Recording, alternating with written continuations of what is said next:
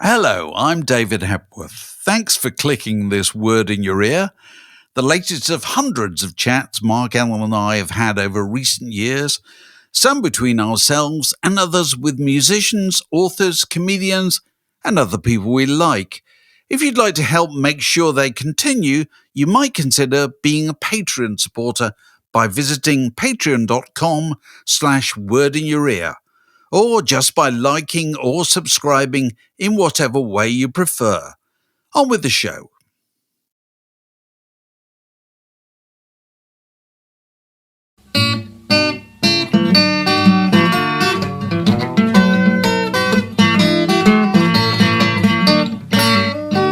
You're listening to a podcast from The Word. So we're recording this, Dave, on the 26th of October, so it's a few days to go till Halloween. But wandering down my street, as I'm sure is the same with yours, I can't believe the quantity of spray can cobwebs, grinning skeletons, badly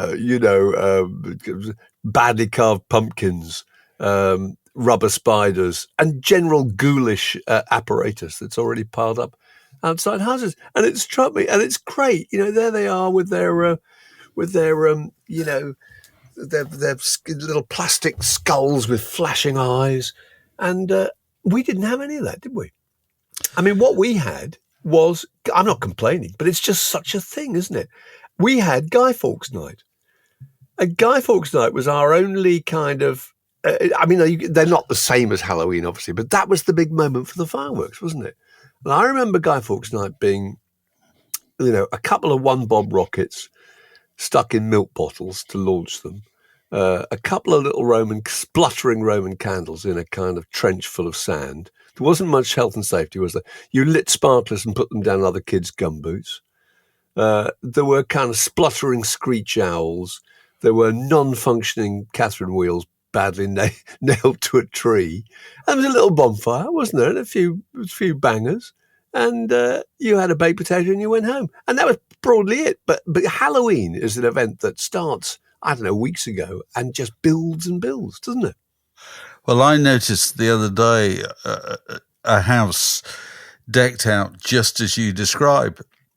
And I came home and said to my wife, is it Halloween today? Because I assumed, if anybody had gone to that trouble, that it must be that evening. She said, no, it's not for another week.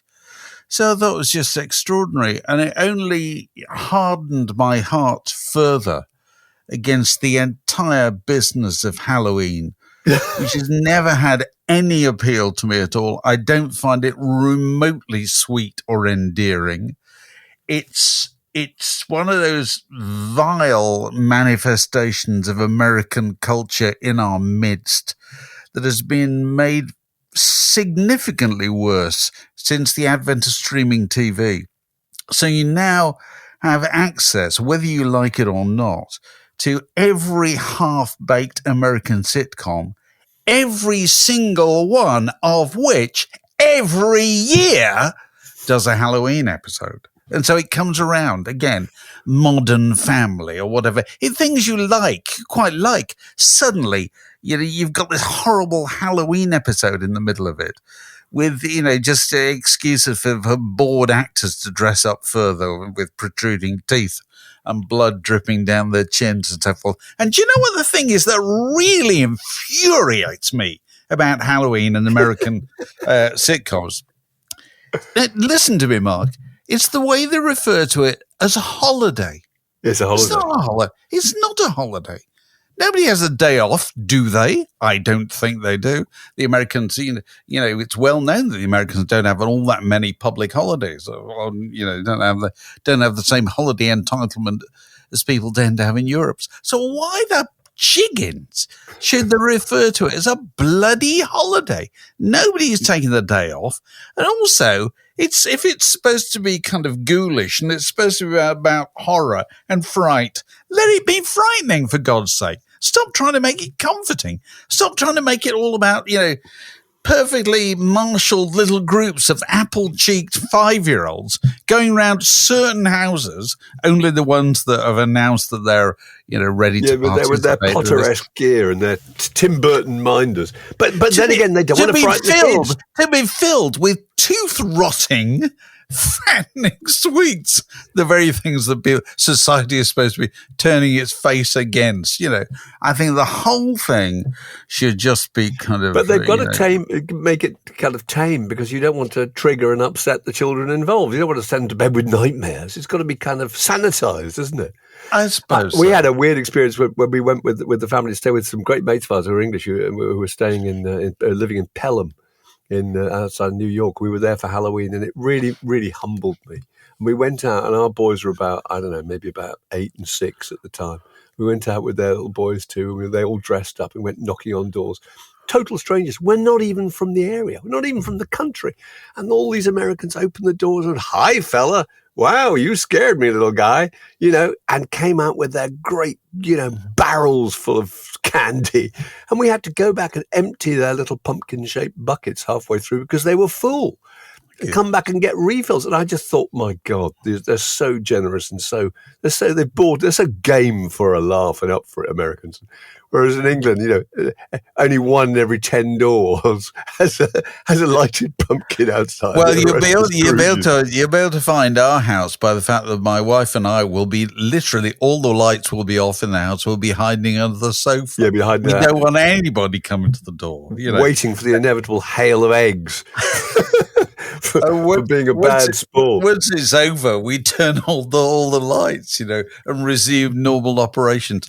I hate it, Mark. No, I hate it. I hate it by the fact that, and I even noticed this week there's a kind of ghoulification of all areas of entertainment, which I've clearly played no part in whatsoever. Have you ever? It struck me.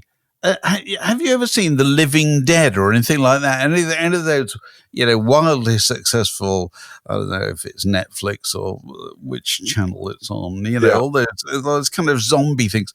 The only thing I've ever seen that had anything to do with zombies was the Simon Pegg film. What do you call the thing that they shot in Shaun of the Dead and all that? Shaun of the Dead. I really enjoyed it. Enormously, very funny, very good film. But it struck me when I saw that it's a kind of comedy pastiche of a genre that I've literally never seen at all, because I don't have the remotest interest in horror. Doesn't attract me at all. It's not that I'm frightened of it. It's just it doesn't awaken my imagination. No, I don't connect with it. But I was trying to work out, because I feel that the world has gone goth somehow. It has. Harry Potter plays a part in this. But, when you and I were kids, you dressed up as a cowboy or you dressed up as a soldier or whatever. But now part of the repertoire is that every child has got to have the pointed hat and has got to have the kind of wizardry and that's just part of the fabric of life. And I can't work out when it started, because we grew up with kind of Nosferatu and Dracula and Frankenstein and all that, and it was all kind of kitsch, wasn't it? Screaming Jay Hawkins, I put a spell on you.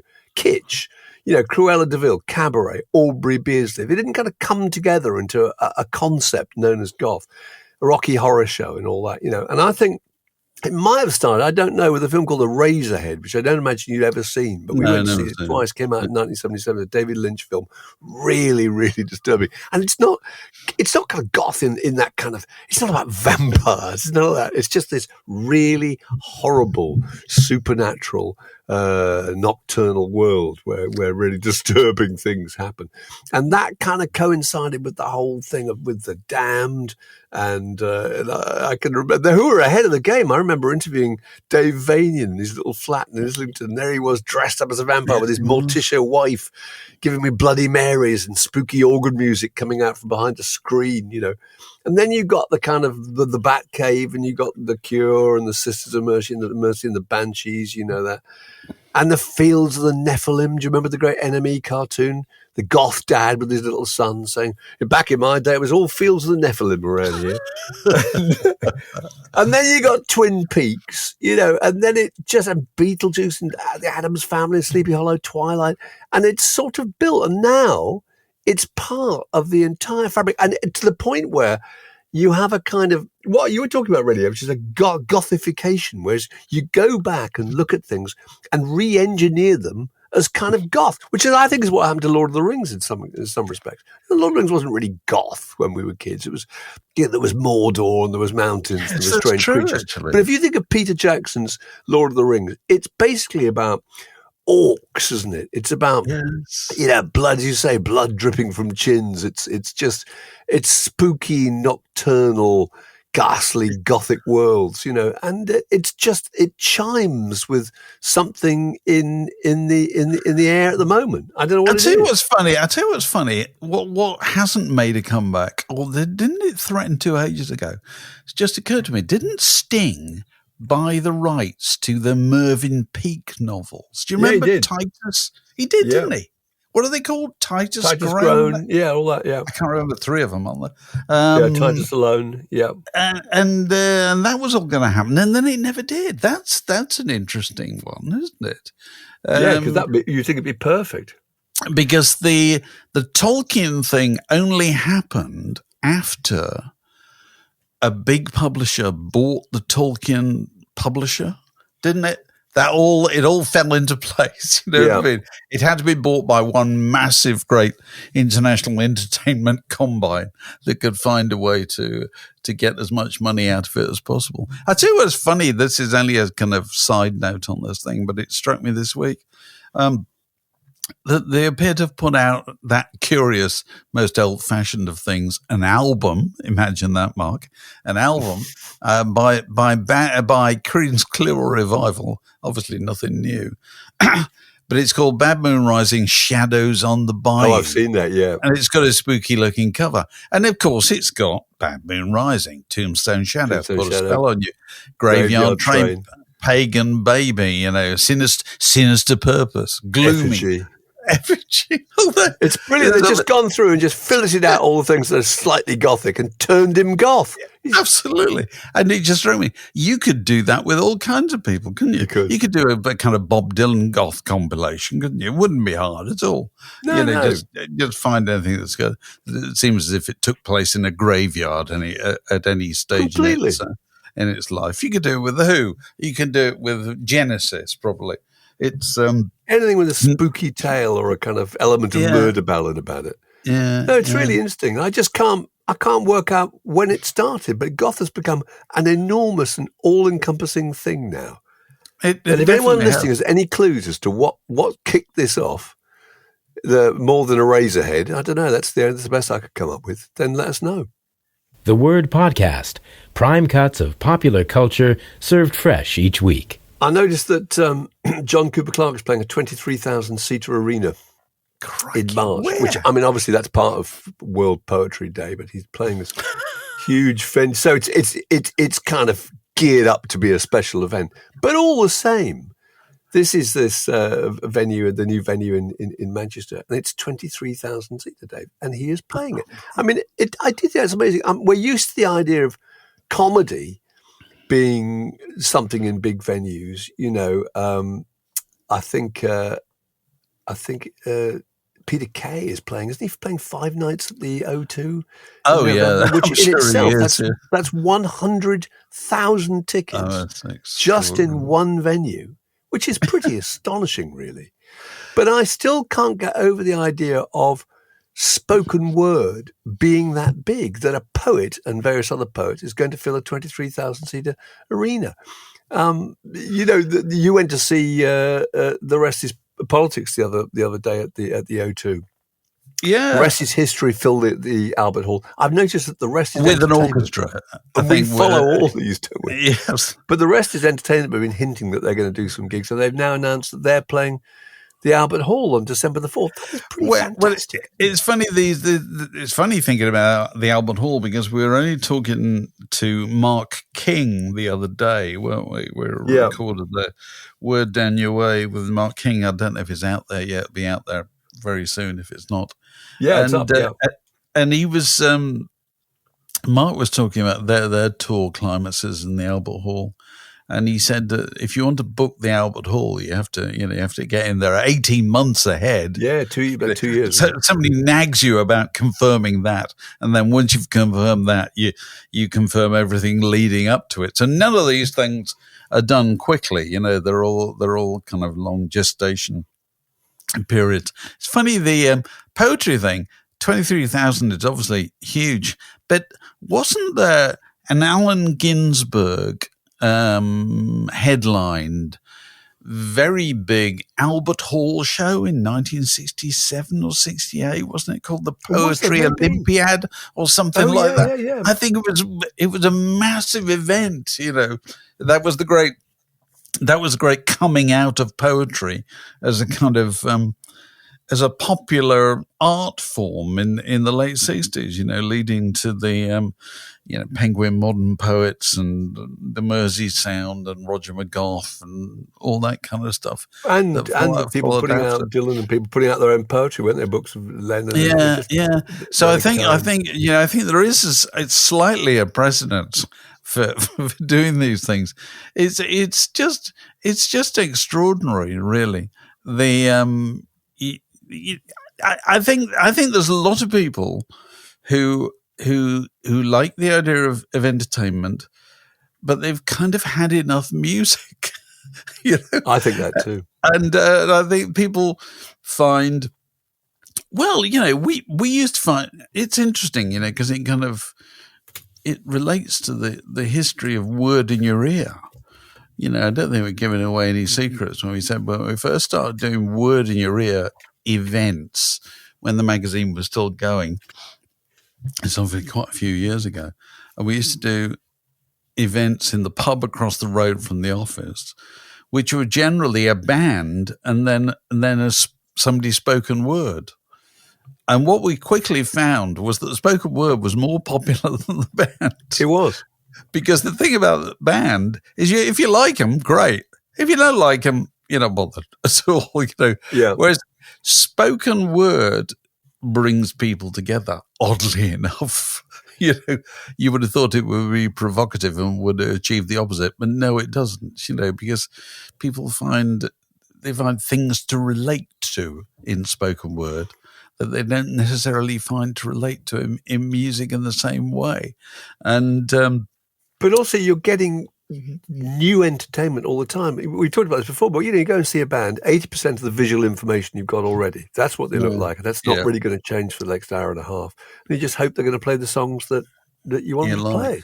Yeah. And whereas spoken word, you're constantly, every second, you're being surprised or sent off in a different direction. There's an element of spontaneity to it. And there's a Q&A possibly element at the end. And you don't zone out. John Lydon's doing this spoken word tour. It's a huge tour, and I can't remember, I think it's doing 48 venues, I think, next year. And my feeling is that John Lydon, people would rather see John Lydon speak than play. Because you've got two options. You've got the Sex Pistols, which he's kind of abandoned anyway. And even if you did go and see them, they might be a bit disappointing. And you've got Public Image Limited, which a lot of people just find just too challenging. It's really only for the deep end admirer, Whereas John Lydon sitting there talking, I've interviewed him at a literary festival. John Lydon sitting there talking for an hour is fantastic. Mm-hmm. You light the blue touch paper and you stand back and see what happens, And he's one of those people who can literally, I would imagine, you know him better than I do, he could literally walk on stage without an idea of what he was going to say. Yeah, you just give him a topic. Something would come to him. He's got an opinion about it. Usually a very negative one, but very well expressed and very entertaining. Yeah, he's fantastic, I think. Yeah, but I do think it's interesting. And I was talking to you about this the other day, and you were saying that this whole idea of these fantastic speakers at a time when neither of the American candidates are capable of making fantastically coherent speeches. It's funny. I was reading yesterday about what year is it? I think it's 1858 or something like that.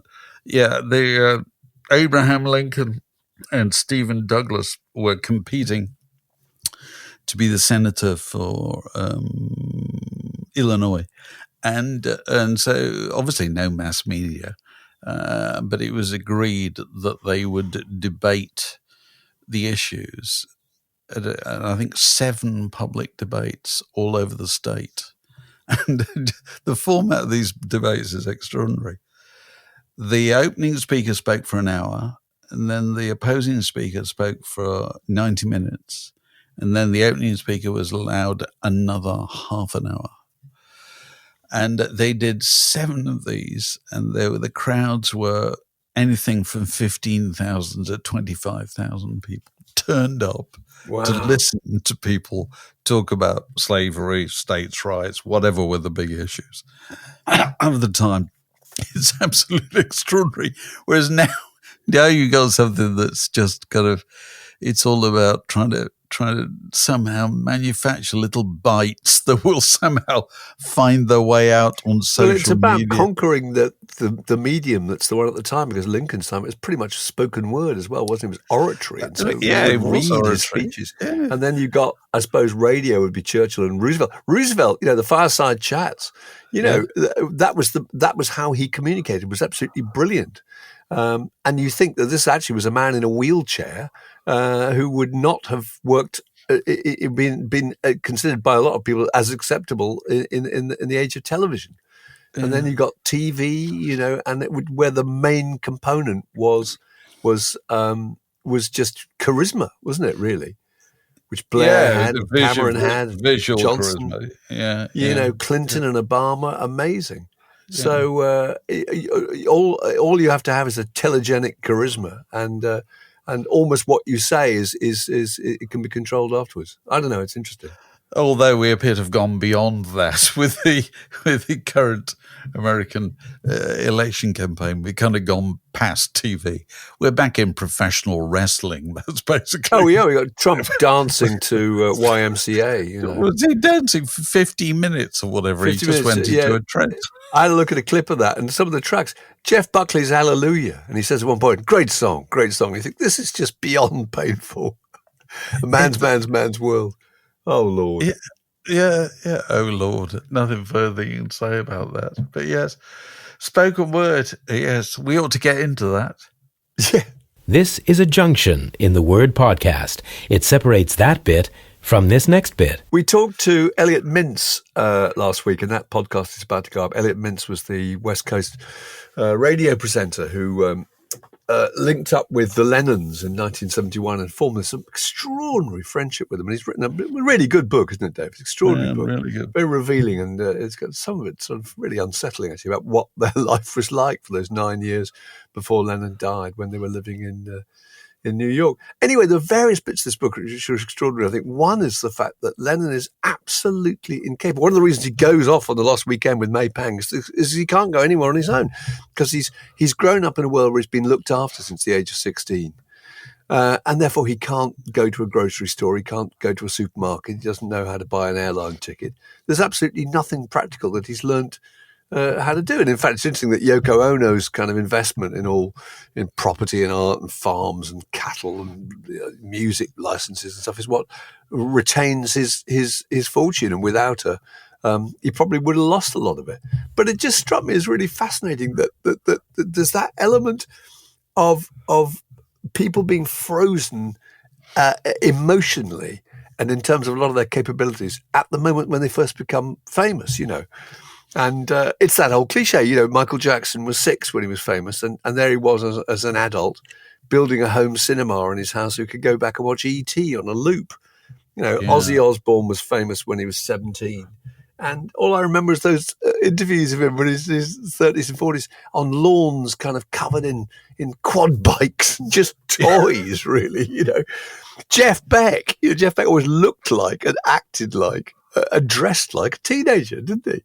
Even though, because he was famous when he was a teenager. Keith Moon famous at 18, driving cars into swimming pools, Whereas Noel Gallagher, 27, Neil Tennant, 31, when they were first successful, fully formed adults.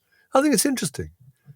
There's some truth in it, the Lennon thing is extraordinary, really. Their life, you don't envy it in any shape or form. Not remotely. Apart from the fact of having an apartment overlooking Central Park must be quite nice. You can never think of that, but you think, my God, the things you have to tolerate in order to have it. And I found it full of insights. He actually looks through Lennon's glasses, doesn't he, at some point? And he says, I always knew he was short-sighted, but I never realised he was that short-sighted. Yeah, he told us this interesting thing. We were saying, well, of course, Epstein wouldn't let him go on stage with glasses because he thought it was a bad look. And we asked Elliot how much we thought Lennon could see, and he said that he once told him that the only time he could see anything when he was on stage is Paul McCartney's face when they shared a microphone stand. Yeah. So all those squinting looks into the audience where he's kind of waving at people, like he can't see a thing. It's extraordinary, isn't it? And that he was permanently bothered about his weight. Yeah. And we've all known these things for a long time, but it's just when you think about them, he obviously got up a lot. He got up on many mornings thinking about that stuff, didn't he? Yeah.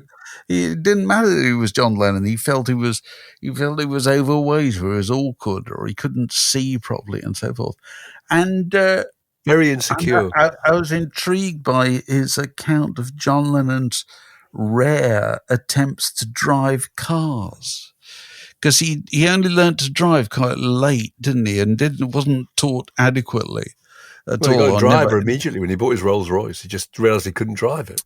But on one occasion in the book, he drives the car, doesn't he? And Elliot Mintz says it's absolutely terrifying. He just couldn't be in charge of any piece of machinery at all. And I was just reminded of the fact that, of course, they had the famous. He ran his car into a ditch, didn't he, in 1969? Oh, in Scotland. In Scotland, yeah, and of course, so Yoko quite bad. Right, now, let's get this right. I think I've got this right. He's going holiday in Scotland, where Alex is at the moment, with Yoko, her daughter Kyoko, and Julian. Okay, and so Julian would be how old? Since 1969, 5, 6, something like that.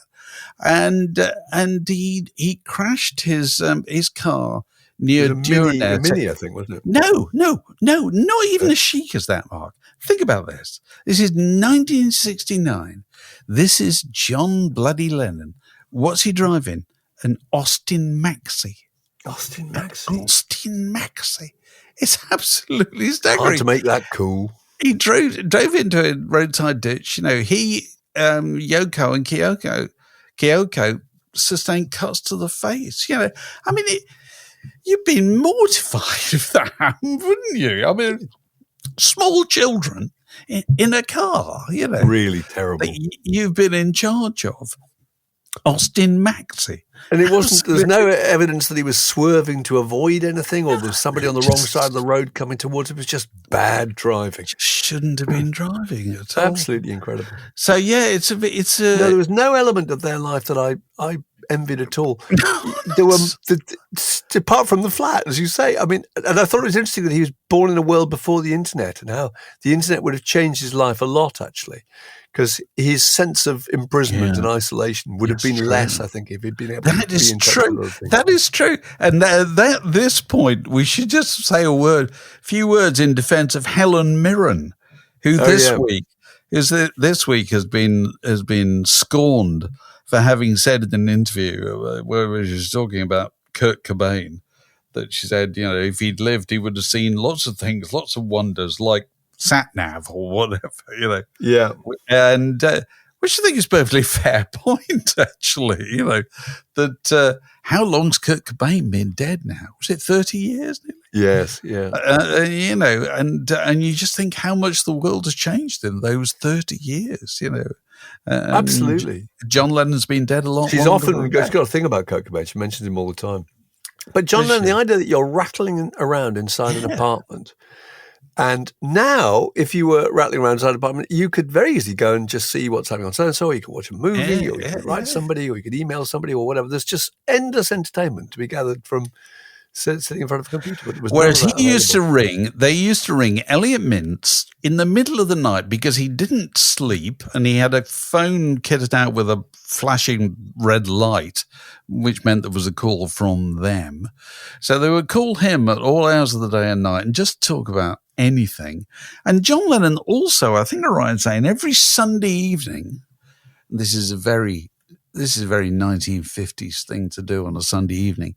He used to ring his Aunt Mimi and wherever she was down on the South Coast. Yeah.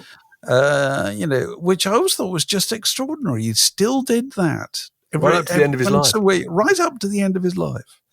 And she wouldn't be giving him an easy time at all, would she? It wouldn't be an easy phone call, but he'd do it. No, it never did. I'm just reading another book about the Beatles, which is Ian Leslie's upcoming book about the songwriting of Paul and John, coming out in March. It's fantastic. And I was reminded that she didn't go to his wedding. She disapproved of him getting married and Cynthia being pregnant to such an extent she didn't attend the wedding. That's interesting. Talking of people not attending things, the other reminder from Elliot Mintz's book is that one of the reasons that Lennon kind of, if anything, over-parented Sean Lennon was that he was aware of how terrible he'd been with his first son, Julian, in the sense that when the weekend Cynthia gave birth to Julian, he was off in Spain with Brian Epstein, wasn't he? No. The weekend she gave birth, he was gigging. They were, I think, in the south of England. Right. But he went to see her in the hospital about 2 days later or whatever. So he wasn't there for the birth, No, it was 2 weeks later. When he got to the hospital, he told her, by the way, I'm going on holiday with Brian. Oh, God. And she was like, okay. and he went on holiday. I can't remember where they went there. So was it Ibiza or somewhere? Spain. They went to maybe it was Spain. That's right. They went to Spain for 11 days. And 11 days, this is directly after the birth of his son. It's just extraordinary. It's absolutely. No, Elliot was saying, he said he always used to say, I was a complete bastard. So the whole thing was trying to compensate. Marvellous moment where he meets up with McCartney. They haven't seen each other for a long time. Paul and Linda come by and John and Yoko, and they invite Elliot Mintz along. Because they can't bear to be alone. Must have thought about the idea of him, this total stranger, being with them. And there's a minute they go to a restaurant called Elaine's in New York, very, very famous and very high-ranking thing. And they look through the menu and decide they don't like the look of anything. So they decide they're going to order in pizzas from the place across the road, which is just imagine being so famous and so powerful that you could do something like that. And Elaine said, that's fine. I put them on Elaine's plates and pretend they'd been cooked there, But anyway, they go back to Dakota and Elliot's listening to their conversation. And he says, it's really sweet and slightly awkward. And John says, are you playing any music to Paul? He says, I'm like a tap. You just can't turn off, And he says to John, what about you? He says, no, I'm just looking after Sean. And as Elliot said, there was a moment there where they could have just picked up guitars.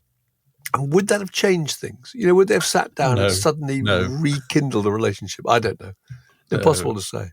No, but you read the account of going to Elaine's, the most star-studded place in New York, and ordering pizzas, and I don't feel any envy for them at all. Actually, I think being able to do anything you want is the worst possible thing that can happen to anybody. Yeah, because it means you're just set up for disappointment because you always expect that you can have your way, and when you can't have your way, you're aggrieved about it.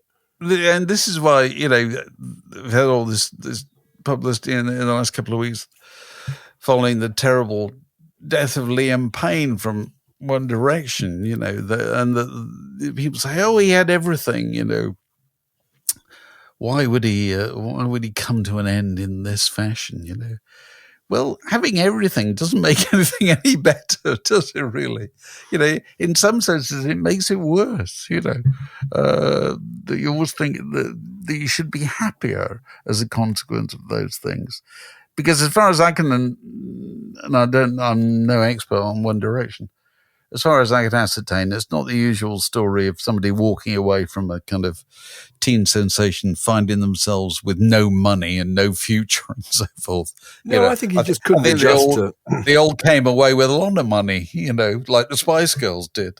He just couldn't adjust to life after the group, I do think that's interesting. There are laws, there are hard and fast laws about children working, drinking, smoking, having sex, etc., before the age of 16, and because we generally believe that it would be very harmful if we let them do it. But if somebody becomes famous at the age of 16, we consider them lucky, don't we? Wonderful. Yeah. And there was a brilliant piece in the New York Times that makes the point that sexualizing them while infantilizing, them, and telling them they're demigods, but not letting them make their own decisions for themselves is incredibly dangerous. And it is, it's just, what can you do? As long as people want to be famous at the age of 16 and their parents are keen for them to be famous, then that's just going to carry on, isn't it? I saw a fantastic example this week of the drive for fame and prominence and success. And it reminded me of 25 years ago, we took the kids to New York just for a week before Christmas. And so we were in New York during the Christmas season. And one of the things you got to do if you're ever there at that time is go to the Christmas show at the Radio City Music Hall, which is a fantastic huge old theatre, very beautiful place. And the Christmas show, I think they do it 5 times a day or something like that for 3 months, either side of Christmas. And the high point of the Radio City Musical Christmas show is their 36 strong troupe of dancers called the Rockettes, who are these high kicking tall girls, masters of precision dancing. You've never seen anything like it. And anyway, the reason I was reminded of this is every year in the run up to it, they run an open audition for people to join. And because we're now in this age of social media and YouTube and Instagram and TikTok and so forth, you can see all this stuff, because it's all filmed and chopped up and so forth. And so the open auditions start with thousands of people outside Radio City Music Hall queuing up, to get in there and do the first class, where they start with 800 dancers. They teach them a 20-second routine, and then they cull that down to 100. And then they take that down to 75, and then they take that down to 50, and they take it down to 25, and eventually 2 get in. Yeah. And it's a reminder of whatever field of endeavor you're talking about, particularly anything that involves fame. The level of competition is staggering. It's breathtaking. It grows absolutely all the time. Appetite for it has never decreased. It's never decreased. And more people fancy it, and more people find a way to get to the starting line of whatever that thing is, So for, there's a One Direction or a kind of boy band put together by a TV program. Well, there were another few thousand who could have been in there, you know what I mean? Yeah. And weren't, Despite the fact that all the evidence about people living with that level of celebrity is pretty chilling, it's never put anybody off. I can remember traveling around the world with Rihanna. You remember I went on that trip on Rihanna's 777 plane? I thought that was really interesting. She was a star when she was 17, and she was 23 at the time. This would have been 2012, I think. And she was so looked after. They were so desperate that nothing could possibly go wrong. And I can remember that she had a masseuse who doubled as a soothing Buddhist philosopher. She had a therapist. She had a dietitian cooking all her food, and she had a hospitality liaison manager who rushed ahead to make sure that every backstage room that she was in whatever venue, in whatever country, was exactly the same, with the same fittings and the same materials and the same decorations, the same furniture. So she just felt secure that she was in the same. Can you imagine all that? But then that's the when an entire thing revolves around one person, you have to take every possible precaution to make sure that person's going to be ready to perform. It's just interesting, really. So even with that element of people being looked after, you still get stories like the Liam Payne one. Very, very, very unsettling. The Word Podcast. 2 cocoa tins and a piece of string. We ought to mention them, as we mentioned them earlier, actually. We talked to Mark King of Level 42 earlier in the week. Fantastic interview, I thought. Very Fantastic good, very podcast. And the really, one of the extraordinary things of many was the fact that he was a professional musician, Dave, at the age of 11, playing 3 nights a week as the singing drummer in a rock band in pubs, 11-year-old in pubs on a school night. And because he sang, he got to sing things like Tie a Yellow Ribbon Round the Old Oak Tree and Long-Haired Lover from Liverpool and Rockin' Robin. So it's kind of a novelty act. And when he was 14, he was doing 5 nights a week. I mean, it's amazing, really. And so when he was kicked out of school at the age of 15, that was inevitable. And another interesting thing, I think, was that he said his father, when he was kicked out of school, kicked him out of home. So he's thrown out of home for being thrown out of school. His father said, just get your things in a bag and off you go and come back when you've decided what you're going to do. He actually, the way Mark told it, he actually told that he sent him off. It was quite a warm, goodbye. It was. No hard feelings. But it wasn't being aggressive at all. It's just come back when you've realised what you're going to do. Just come back and tell us all about it. You can move back into your room. Okay, off you go. Ruffles hair. Puts shiny florin in palm. Very good. Oh, yeah. So that's good. What else have we got? Oh, there's the birthday guest. The birthday guest, so if you want to have kind of even finer access to all this cornucopia of entertainment and information, obviously the way to do that is by becoming a Patreon supporter, for which you will earn our undying love. And if you want to know how to do that, if you go to patreon.com/wordinyour-ear, and you can find out how you can do it. And you can find out how you could be in the shoes of this week's birthday guest, introducing Matthew Elliott. The Word Podcast. Fix yourself a drink and it's like being in the pub. And this week, our Patreon birthday boy is Matthew Elliott. Matthew, happy birthday. Has it happened yet? It has happened. It was a few weeks ago. It was on the 28th of September. We're today on the 20th of October. In fact, today is my brother's birthday. So right. Well, it's okay. Yeah, can be his. Right. Can be his as well. Yeah. Right. And it's traditional on these occasions for people to join us and throw a conversational log on the fire. And what's yours, Matthew? Well, I've been listening to some music. Of course I've been listening to some music. But I was listening to 2 particular tracks, and it occurred to me, those are Rosanna by Toto and In Your Eyes by Peter Gabriel. And it occurred to me those are both about the same person. They're about Rosanna Arquette. Is that fact? See, I don't think I knew that. I didn't know that. Well, I'm saying that. Well, we're going to go along with it. Peter Gabriel was knocking about with Rosanna Arquette as he was writing that song. If he was writing that about someone else, then perhaps she becomes the unluckiest lady in rock. But my thought here is she then the luckiest lady in rock music? Has she had the best songs written about her? Well, they're up there, certainly. Those are 2 what we'd call bangers, right? Yes. By Toto. In Your Eyes is an incredible song. Absolutely unbelievable. Isn't in your eyes the one that's playing when what's his face holds up the beatbox? John Cusack with a beatbox. That's right, John Cusack. In what's that film called? I've forgotten what it's called. It will come to me. It's not High Fidelity, is it? No. He stands outside a girl's bedroom. That's right. Playing that thing. Yeah. That's In Your Eyes. An absolutely tremendous song. And I don't think there are either. I guess the only other contender, perhaps, is Pattie Boyd. I'm going to say, surely is the obvious one. So Pattie Boyd, Sarah Layla and something. And but probably something else as well. I think this is the thing. I think there's a but.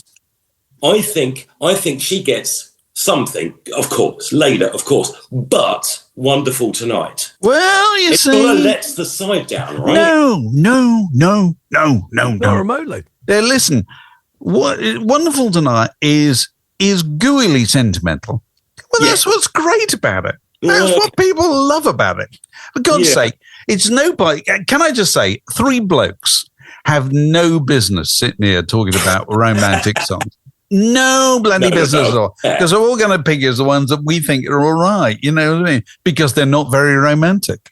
Whereas, you know, you look at the things that the general public like, and the great truth I've always thought is if you want to write a really, really big hit record, it has to appeal to women and it has to be a ballad, because those are the things that go to number one and stay at number one for months, because people like to think they can apply them to their lives. Sure. And so the idea of Wonderful Tonight fits that perfectly. In Your Eyes fits that perfectly. You know what I mean? Yeah, it does. It does. So does Pattie Boyd win then? Is she, in fact... I think Pattie Boyd probably wins, doesn't she? She probably wins. It's true, you can take those songs and apply them to anybody.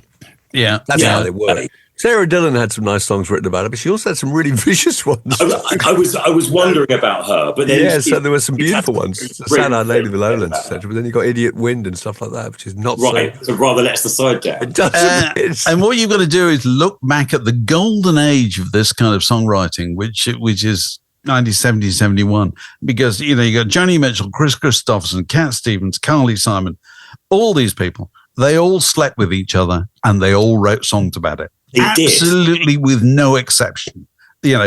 Carly Simon wrote Anticipation about meeting Cat Stevens. I was reminded the other day.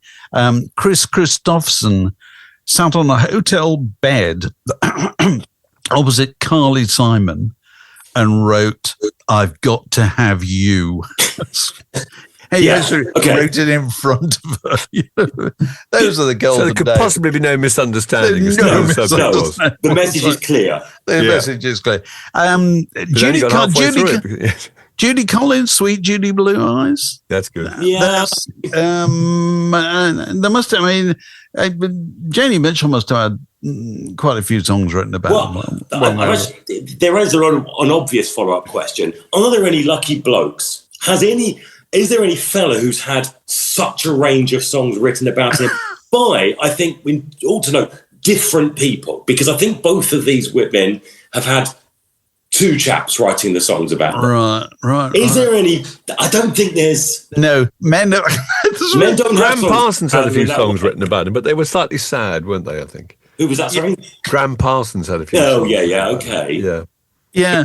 They say women have less of a tendency to romanticize former boyfriends than men have a tendency to romanticize former girlfriends. I think that's just a thing. But it's a worthwhile subject to raise, Matthew. And I'm glad. I didn't know that about Rosanna Arquette. No, I didn't either. Very good. I'll go with that. And if anybody is able to think of any further ones in the upcoming weeks, I'm sure they'll communicate them to us. I look forward to hearing them. And so will we. The Word Podcast. Clearly, there is no plan. This is a little postscript to the podcast, because just after we finished recording, we heard the very sad news that Phil Lesh, great hero of ours, of the Grateful Dead, had died at the age of 84. What a sad story, but what a brilliant innings and what a lovable character. It's just sunny and tremendous character. Phenomenally bright, Dave.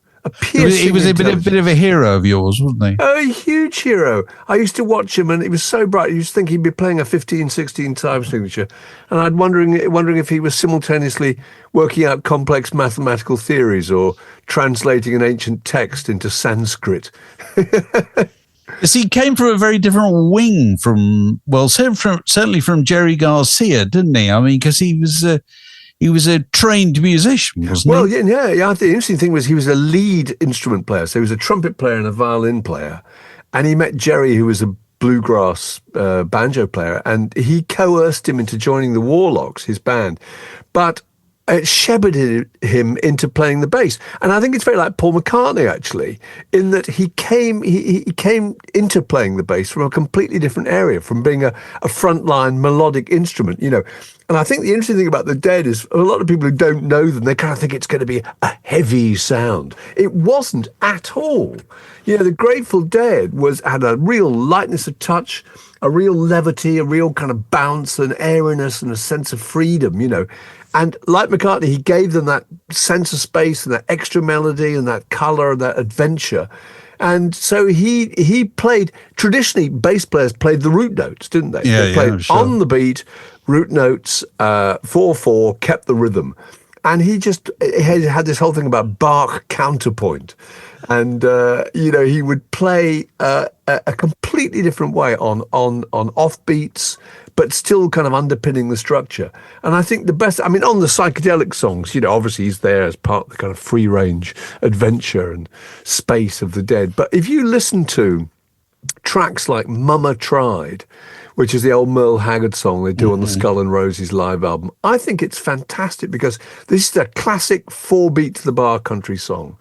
And his bass is mixed right to the top of the mix. And he's playing offbeats and counterpoints and blue notes while simultaneously propelling the song and giving it that elastic rhythm. So it's a kind of riotous, rubbery, joyous, unfettered sound. And I think that's the key thing about Phil Lesh. He was an amazing link between the front line and the back line, the rhythm section. And also I think he was actually, possibly even more than Jerry, the most important member of the group as regards defining how they sounded. Because he was personally very enthusiastic about avant-garde, wasn't he? Yeah. He kind of studied that stuff at college and so forth. So he brought that into the mix. Interesting, this point about bass players. My theory has always been that Paul McCartney, the Beatles were so good because Paul McCartney, the most musical member, played the bass, played the most difficult instrument to influence the musical sound. True, of the Jack rest Bruce of and Jack Cassidy, exactly the same. Also, John Entwistle of the Who. John Entwistle. What John Entwistle used to play, I don't know, trombone or something like that. He'd played with an orchestra before he came into the band. So hugely important member. What did he do after Jerry Garcia died? Did he continue? Well, the Grateful Dead ceased to exist, but they formed a group, called the Other Ones, and eventually changed the name to The Dead, because the Other Ones was Bob Weir, Phil, Mickey Hart, and Bill Kreutzmann. And so they effectively were the Dead without Jerry Garcia. And then he formed another group, I think, called Phil Lesh and Friends, which was just, him and Derek Trucks and John Conan and people like that. So he kept going and he played. He was playing just the other day, wasn't he? He was playing at gigs at the age of 83. Right. So, he kept going all his life. And but I thought he was just an absolutely key member of that group. And thrilling bloke. And it's a sort of mystery. You don't really know much about him, really. Apart from that, he always seemed to have a great levity about him and a very sunny disposition. Brilliant bloke. This podcast was brought to you by The Word.